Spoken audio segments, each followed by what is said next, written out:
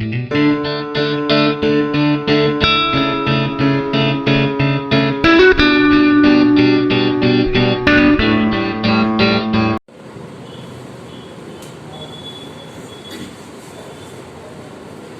Students, Saraswati group of education તરફથી ઇંગ્લિશના video lecture. આજે આપણે કમ્પોઝિશનનો પછીનો ભાગ જોવાના છે. કમ્પોઝિશન એટલે સંરચના, કે આપણી જાતે આપણે કાંઈ મુદ્દા ઉપર આપણા વિચારો છે તેનું સર્જન કરીએ અને તેને અંગ્રેજીમાં અભિવ્યક્ત કરીએ. તેને કમ્પોઝિશન એટલે સંરચના કહેવાય છે. તો કમ્પોઝિશનમાં ઈમેલ આવે, તે જ રીતે રિપોર્ટ રાઇટિંગ આવે, જે આપ જોઈ શકો છો બોર્ડ ઉપર.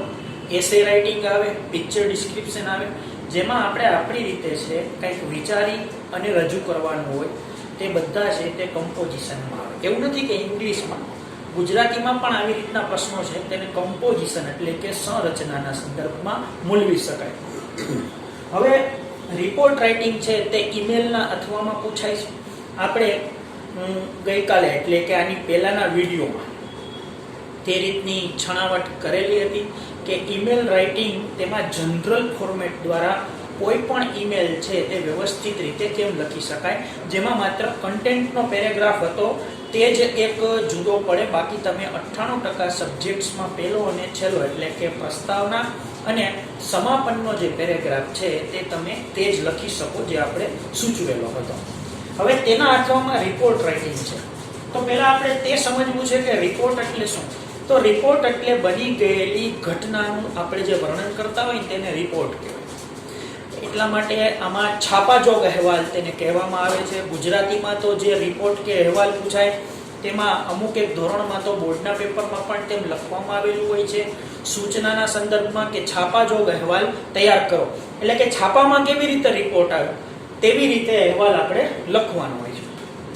તો જુઓ, રિપોર્ટ રાઇટિંગમાં સૌથી પહેલા ટાઇટલ આપવું જરૂરી છે, બરોબર. અહીંયા આપણે તમને એક એવી રીતનો રિપોર્ટ છે કે જે સેલિબ્રેશનના સંદર્ભમાં છે, કોઈ પણ ઘટનાના કે પ્રસંગના, તે કરાવશું કે જેમાં માત્ર આપણે જ્યાં ખાલી જગ્યા રાખી દીધી હશે તે ખાલી જગ્યા આપણે જો યોગ્ય રીતે ભરી દઈએ તો કોઈ પણ સેલિબ્રેશન અથવા તો કોઈ પણ પ્રસંગનું અરેન્જમેન્ટ પૂછાય તો આ ફોર્મેટથી આપણું કામ છે તે ચાલી જશે, બરોબર. એટલે આજે આપણે જે લખવાના છીએ તે સેલિબ્રેશન અથવા તો અરેન્જમેન્ટનું ફોર્મેટ તે આપણે કરવાના છીએ રિપોર્ટના સંદર્ભમાં. તો કોઈ પણ સેલિબ્રેશન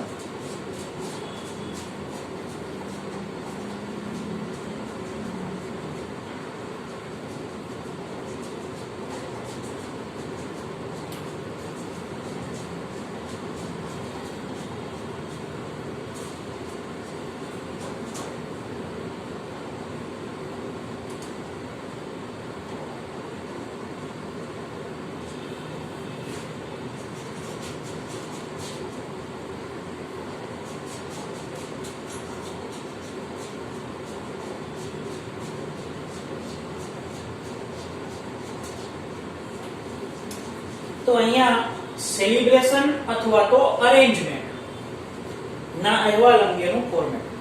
તો સેલિબ્રેશન એટલે જે પ્રસંગ ઉજવવામાં આવે, જે આનંદના અતિરેકથી ઉજવાતો હોય તેને સેલિબ્રેશન કહેવાય. સેલિબ્રેશનમાં 15મી ઓગસ્ટ છે, 26મી જાન્યુઆરી છે, વૃક્ષારોપણ સપ્તાહ છે, શાળાનો વાર્ષિક દિન છે, આ બધા સેલિબ્રેટ કરવાના વિષયો છે, બરોબર. અને એરેન્જમેન્ટમાં શું આવે, સમજો ડ્રોઈંગ કોમ્પિટિશન છે, ઇલોક્યુશન કોમ્પિટિશન છે, આ ઉપરાંત સ્પોર્ટ્સ ડે છે, તો તેનું ગોઠવણી કરી હોય તે સ્પોર્ટ્સ ડે સેલિબ્રેશન પણ કહી શકાય, અરેન્જમેન્ટ પણ કહી શકાય. ટૂંકમાં આવી કોઈ પણ વાત કે જેમાં શાળાકીય પ્રવૃત્તિ છે તે સેલિબ્રેટ કરતી હોય અથવા તો કોઈ પણ પ્રસંગ છે તે અરેન્જ કરતી હોય. જેમ કે બ્લડ ડોનેશન કેમ્પ, તો બ્લડ ડોનેશન કેમ્પ છે તે અરેન્જ કરવાની વાત છે. તે જ રીતે સફાઈ માટેનો કાર્યક્રમ છે, 1 સપ્તાહ માટે ગોઠવેલો હતો, તો તેના વિશે રિપોર્ટ તૈયાર કરો, તો તે પણ એક અરેન્જમેન્ટ થાય. તો તેના માટે આપણે આ જનરલ ફોર્મેટ છે તે આજે શીખડાવીએ છીએ. હવે રિપોર્ટમાં પહેલી એક બાબત ખાસ ધ્યાન રાખીએ કે 1 માર્ક ટાઇટલ, તારીખ અને સ્થળ આનો છે, બરોબર. તો આપણે એક સુદ્રઢ ટાઇટલ આપવાનું છે કે જે ટાઇટલ છે તે મથાળું હોવું જોઈએ. ઘણા લોકો એમ સમજે છે કે જે પ્રશ્ન આપ્યો હોય ને પેપરમાં તે ઉપર લખી નાખી એટલે ટાઇટલ આપ્યું કહેવાય. ના, એને ટાઇટલ આપ્યું ન કહેવાય, એ તમે પ્રશ્ન લખ્યો કહેવાય. તો ટાઇટલ એટલે તમને ખબર છે કે છાપામાં કોઈ પણ સમાચાર આવે તો સૌથી પહેલા એનું થોડુંક છે તે હેડિંગ આપેલું હોય અને તે હેડિંગના આધારે આપણને લગભગ 80% સમાચાર સમજાઈ જાય. પછી આપણે તે સમાચારની બારીકાઈથી નાની નાની ડિટેલ જોવા માટે અંદરખાને વાંચી તે વાત જુદી છે. પરંતુ ઘણા લોકો તો માત્ર હેડલાઇન્સ વાંચીને જ પોતે નોલેજ છે તે ભેગું કરી લે કે આજના છાપામાં ખરેખર શું કહેવા માંગે છે. બરોબર છે? તો હેડલાઇનના સંદર્ભમાં અહીંયા આપણે હેડલાઇન કહી શકીએ, તેના માટે શીર્ષક શબ્દ વાપરેલો છે. તો તે આપણે જોઈએ. હવે સમજો કે હું તમને અલગ અલગ ઉદાહરણ આપું છું કે અ ડ્રોઈંગ કોમ્પિટિશન એટલે કે ચિત્ર સ્પર્ધા, એન ઇલોક્યુશન કોમ્પિટિશન એટલે કે વક્તૃત્વ સ્પર્ધા, અ સ્પોર્ટ્સ ડે સેલિબ્રેશન એટલે કે રમત ગમતના દિવસની ઉજવણી. તો મોટે ભાગે જે પ્રખ્યાત ઉજવણી છે કે જે શાળામાં આ બે તહેવાર તો ઉજવાતા જ હોય, કોઈ પણ સ્કૂલ હોય, અને તે છે 15મી ઓગસ્ટ અને 26મી જાન્યુઆરી. 15મી ઓગસ્ટ અને 26મી જાન્યુઆરી. અને ત્રણ બોર્ડના વર્ષોમાં તે ઓછામાં ઓછા 2 વાર તો પૂછાણા છે, 10મું, 11મું, 12મું. એમાં 10, 11, 12 એટલે 11મું છે તે 12માના પાયારૂપ છે. અને તે પણ આની પહેલા બોર્ડ 11, 12 બેયના પેપર છે તે પોતે કન્ડક્ટ કરતું. ત્યારની પણ આ વાત છે કે 11, 12 અને 10મું ધોરણ, આ ત્રણેમાં આ બંને છે તે પૂછાયેલા છે. એટલે આપણે તેનો એક હવાલો લઈ અને આપણે તેના વિશે વાત કરવાના છીએ. તો જુઓ, હમણાં આપણો નજીકનો ઉત્સવ ગયો તે એટલે 15મી ઓગસ્ટ. બરોબર? તો 15મી ઓગસ્ટને શું કહેવાય? The independence day. અને 26મી જાન્યુઆરીને ધ રિપબ્લિક ડે. તો આપણે અહીંયા 15મી ઓગસ્ટનો અહેવાલ લખશું. બરોબર? પરંતુ આપણે એવી રીતના યુક્તિથી લખવાના છીએ, માત્ર મથાળું હું અહીં આપીશ, પણ તમે અંદરનું જે કન્ટેન્ટ છે તે જો આપણે બદલી નાખશું તો તે બદલેલા કન્ટેન્ટની જગ્યાએ તે કોઈ પણનો અહેવાલ બની જશે. બરોબર છે? તો સમજો કે આપણે અહીંયા 15મી ઓગસ્ટ તો લખવાનો છે celebration of the independence day.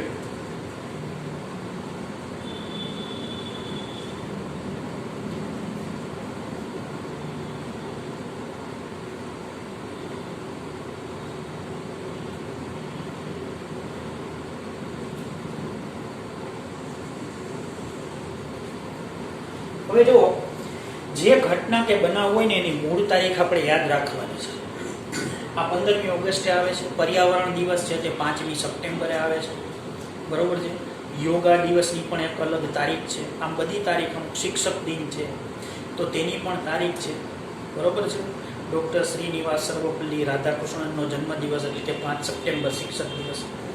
તો આપણે અહીંયા એવી રીતની તારીખ લખવાની છે કે જે પ્રસંગ છે તે વયોગ્યો પછીની તારીખ હોય. શા માટે? કારણ કે આપણે અહેવાલ ભૂતકાળમાં લખી છે ને. તો હું અહીંયા 22 ઓગસ્ટ લખું છું, જેથી કરીને હું અહેવાલની શરૂઆત એમ કરી શકું કે ગયા અઠવાડિયે અમારી શાળામાં આ ઉત્સવ યોજાયો. બરોબર? ગયા અઠવાડિયે એમ લખવું હોય તો એક અઠવાડિયા પછીની તારીખ અહીંયા લખવી પડે. એટલે હું અહીંયા લખીશ 22 ઓગસ્ટ.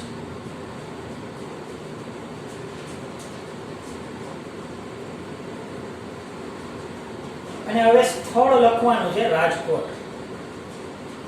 કોઈ પણ સ્થળ કાલ્પનિક રીતે ચાલે. અહીંયા આપણે લખેલું છે. બરોબર છે? રાજકોટ. હવે આટલાનો જ ખાલી 1 માર્ક્સ છે. પણ સમજો ખાલી આટલું ટાઇટલ લખી અને તમે આવશો તો 0 માર્ક્સ છે. કારણ કે ટાઇટલનું મહત્વ ક્યારે છે? અંદર કંઈ કન્ટેન્ટ છે તો. જો કન્ટેન્ટ જ નથી તો ટાઇટલનો કોઈ મતલબ રહેતો નથી. બરોબર? એટલે આટલાનો જ ખાલી 1 માર્ક્સ છે. હવે આપણે જે લખવાના છીએ ને તે તેવું યુક્તિપૂર્વકનું લખાણ છે કે જેમાં તમે ખાલી જગ્યા ભરી દેશો ને એટલે તે કોઈ પણ બીજા સેલિબ્રેશન અથવા તો અરેન્જમેન્ટમાં લાગુ પડશે. તો આખે આખો અહીંયા જે રિપોર્ટ છે જે માત્ર પોણા પેજનો છે તમારા પુસ્તકના, તે આપણે અહીંયા લખાવીએ છીએ.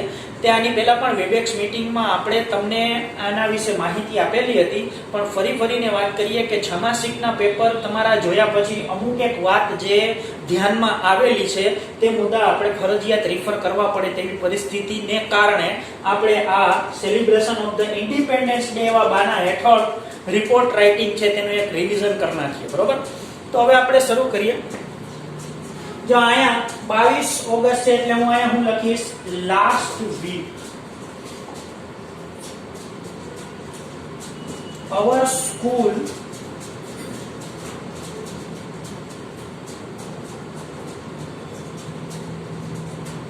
સેલિબ્રેટેડ.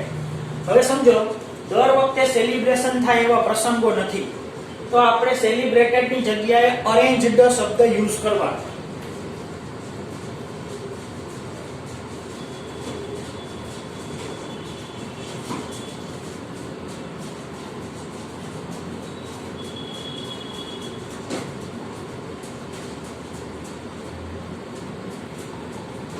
જો આ શબ્દ છે ને તે બદલી નાખવાનો થાય. સમજો કે ડ્રોઈંગ કોમ્પિટિશન પૂછાણું છે, તો આપણે શું લખવાનું? Last week our school arranged the drawing competition. બરોબર છે? તો હવે જ્યારે કોઈ પણ ઘટના છે અથવા તો પ્રસંગ છે તેનું આયોજન થાય છે, તો સૌથી પહેલા શું થાય? બધાને માહિતી આપે ને, બધાને માહિતી આપવામાં આવે. તો આપણી પછીની લીટી આવી રીતની હોઈ શકે. જો all the members of the school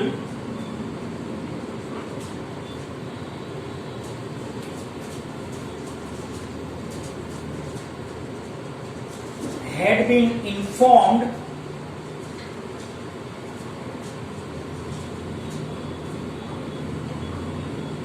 about it earlier.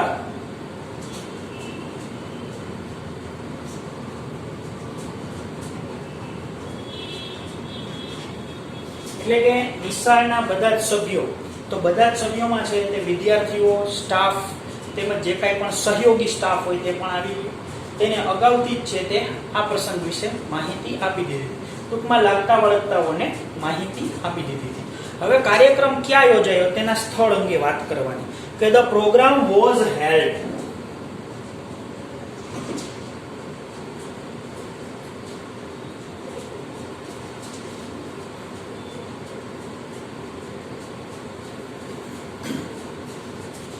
on the school compound.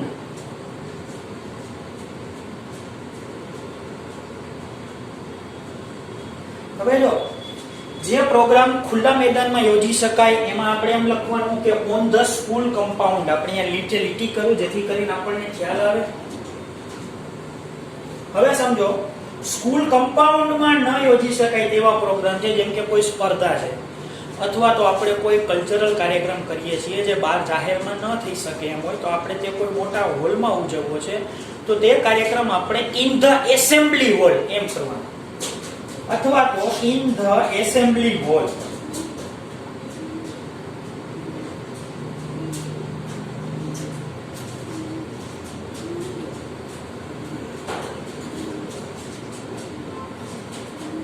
તો જો અહીંયા જે લાગુ પડે તે આપણે મૂકવાનું છે. અહીંયા પણ સેલિબ્રેટેડ અથવા તો એરેન્જ્ડ માંથી જે લાગુ પડે તે આપણે મૂકવાનું છે. બરોબર? આપણે તેવું યુક્તિપૂર્વક એક તૈયારી કરવાની છે કે કોઈ પણ પ્રશ્ન પૂછાય તો આપણે ઓલ્ટરનેટ શબ્દ બદલી નાખવાથી આપણે જે પરિણામ જોઈએ છે તે આપણને મળી જાય. બરોબર? હવે એક્ઝેક્ટલી કાર્યક્રમના દિવસે શું થાય તો કે બધા સભ્યો પહેલા તો ગ્રાઉન્ડ ઉપર આવે, તો આપણે એ જ લખવાનું છે કે all the teachers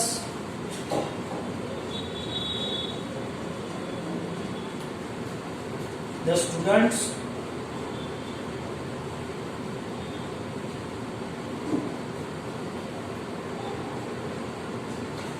some parents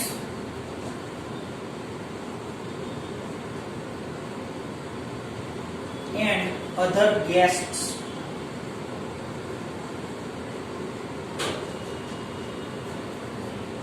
gathered એટલે એકઠા થયા at the palace. palace ને પણ place. બરોબર? palace એટલે તો મહેલ થશે. at the place early in the morning.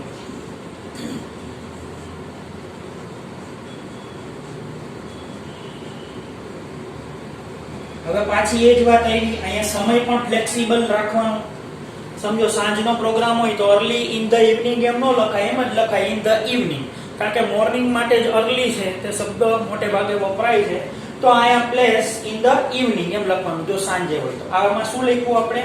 બધા જ શિક્ષકો, વિદ્યાર્થીઓ, કેટલાક વાલીઓ, મહેમાનો સ્થળ ઉપર હાજર થયા. સવારના પોરમાં છે તે બધા આવી ગયા. હવે આમાં એક વ્યક્તિ ઘટે છે, પ્રિન્સિપાલ સાહેબ. બરોબર છે? તે પ્રિન્સિપાલ સર છે તે ચીફ ગેસ્ટને લઈને આવશે, કારણ કે ચીફ ગેસ્ટને પણ ઇન્વાઇટ કર્યા છે. જે પ્રોગ્રામમાં છે તે મુખત્યારપણું કરવાના છે કે જેને કારણે પ્રોગ્રામ છે તેની શોભા વધે છે. તો તેવા ચીફ ગેસ્ટને આપણે બોલાવીએ છીએ પ્રિન્સિપાલ સાહેબની સાથે. તો અવર પ્રિન્સિપાલ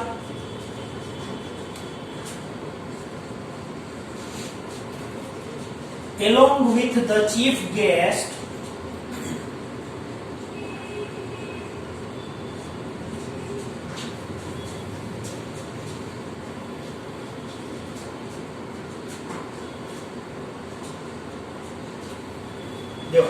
along with એટલે ની સાથે the chief guest.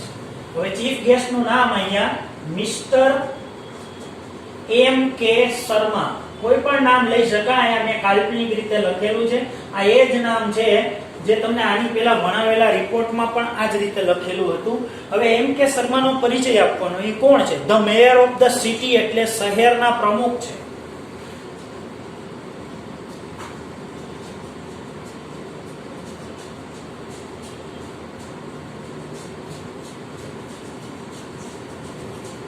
તો M K Sharma the mayor of the city arrived એટલે આવી પહોંચ્યા, અને ઓન ધ સ્ટેજ એટલે રંગમંચ ઉપર.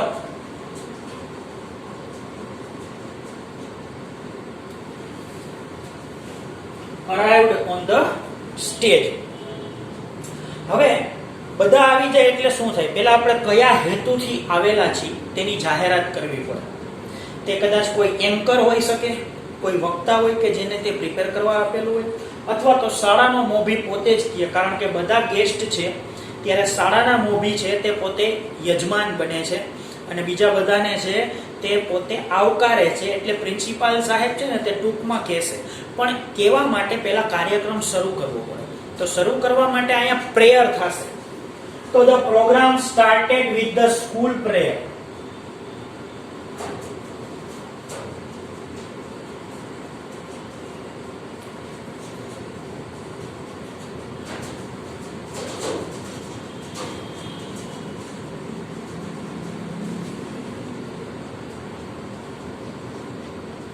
Then the principal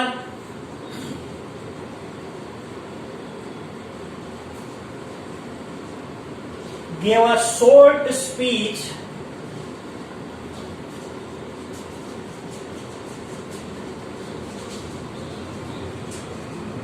about the importance of, બરોબર. હવે અહીંયા મેં ખાલી જગ્યા એટલા માટે રાખી છે કે ઇમ્પોર્ટન્સ જે પૂછાય તે લખવાનું. સમજો અહીંયા ઇન્ડિપેન્ડન્સ ડે છે, તો importance of the day, importance of freedom.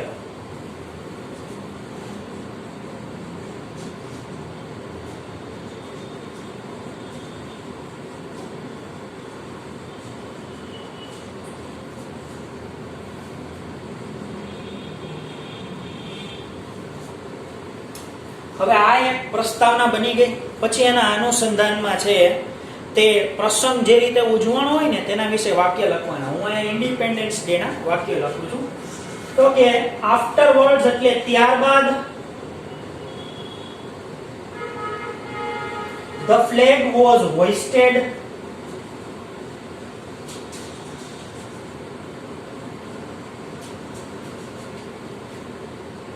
જો આ બધાની નીચે હું લીટી કરીશ કારણ કે પ્રસંગોપાત આપણે વાક્ય ફેરવવા પડશે.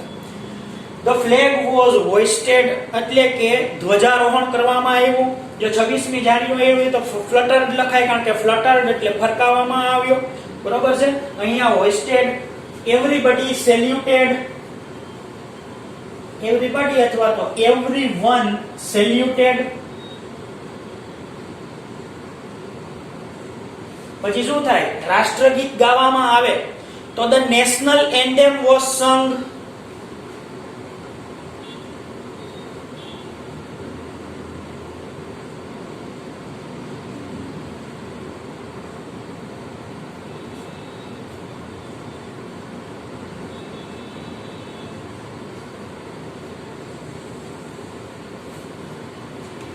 બરોબર. તો આ પ્રસંગને અનુરૂપ વાક્ય છે. સમજો બીજો કોઈ પ્રસંગ પૂછાણો સ્પોર્ટ્સ ડે, તો એમાં આયા રમતગમતનું આયોજન થયું, જુદી જુદી રમતો રમાઈ, બધા જ વિદ્યાર્થીઓએ સરસ રીતે તેમાં ભાગ લીધો. તે રીતે આપણે લખવાનું. હવે શું આવે? હવે ચીફ ગેસ્ટની સ્પીચ આવે, કારણ કે ચીફ ગેસ્ટ આવ્યા છે તો તે પણ સ્પીચ આપશે. તો then the chief guest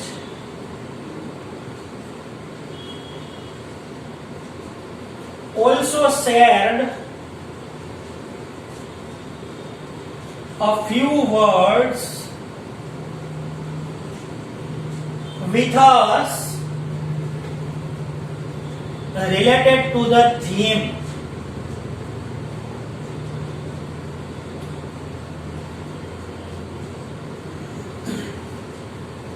આમાં કીધું છે ચીફ ગેસ્ટે પણ થોડાક શબ્દ અમને કહ્યા વિષય વસ્તુને અનુરૂપ. એટલે વિષય વસ્તુ એટલે અહીંયા જે વિષય છે તે ઇન્ડિપેન્ડન્સ ડે હોય તો એના વિશે, ડ્રોઈંગ કોમ્પિટિશન હોય તો એના વિશે, વૃક્ષારોપણ સ્પર્ધા હોય તો એના વિશે ચીફ ગેસ્ટે અમને કંઈક કહ્યું.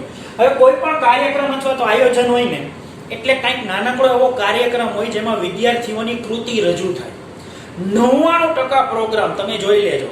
મને તો એક શિક્ષક તરીકે ખબર છે છેલ્લા 20-22 વર્ષોમાં જુદી જુદી સ્કૂલના સંદર્ભમાં કે આવું થાય જ છે અને તે જરૂરી છે. કારણ કે બાળકોને સ્ટેજ ઉપર આવવાનો મોકો ક્યારે મળે ભલામણ? આ એક તો પ્રસંગ છે કે જેમાં બાળક છે, વિદ્યાર્થી છે, તે સ્ટેજ ઉપર આવે અને એનો આત્મવિશ્વાસ વધે. અને નિશાળ છે એ આત્મવિશ્વાસ વધારવા માટે જ છે, એટલે આવા પ્રસંગે તે કરવાનું જ હોય. એટલે આમાં એમ છે then there was a cultural program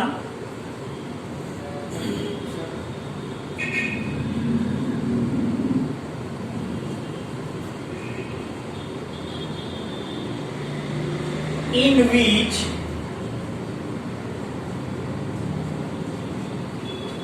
the students performed different dances and dramas.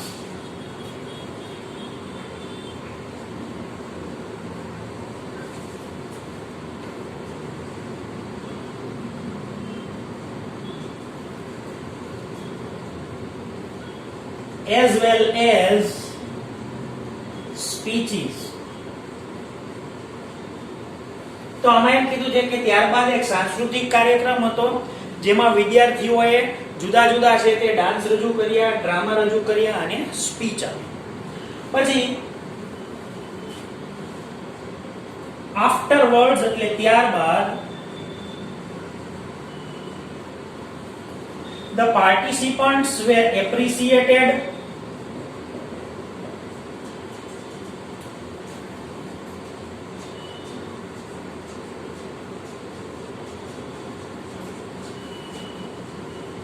and the winners were given away the prizes.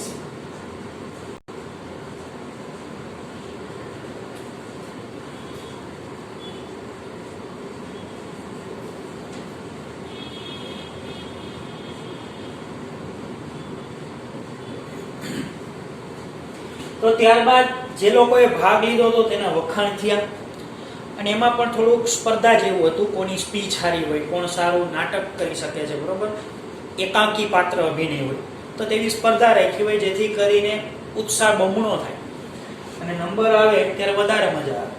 તો બધાના પહેલા તો વખાણ કર્યા, વિનર્સને પ્રાઇઝ આપવામાં આવી. પછી at last sweets were distributed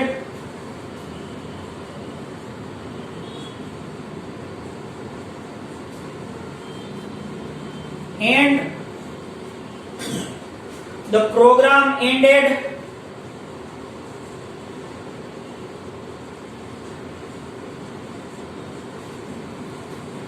with the vote of Vande Mataram.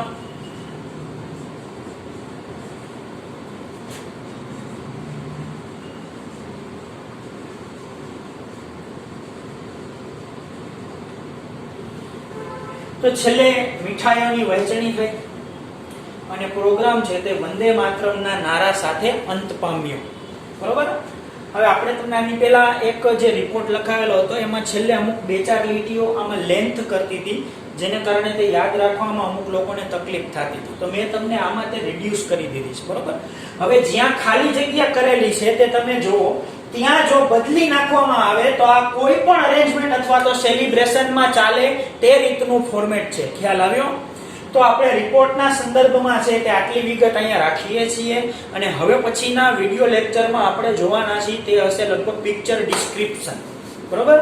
તો આપણે આટલે સુધી રાખીએ. હવે હોમવર્ક એ છે કે તમારે આવી જ રીતના એક સેલિબ્રેશન છે તે તમારી રીતે બનાવવાનું છે, આ ફોર્મેટના આધારે. આ એકવાર CW માં અને આપણી રીતે ફોર્મેટ જે બનાવેલું હોય તે આપણે લખી અને સારા અક્ષરે તે તમારે WhatsAppમાં સેન્ડ કરવાનું છે. તો આટલે સુધી આ લેક્ચર રાખીએ. અસ્તુ. હવે પછીના લેક્ચરમાં ફરી પાછા મળશું.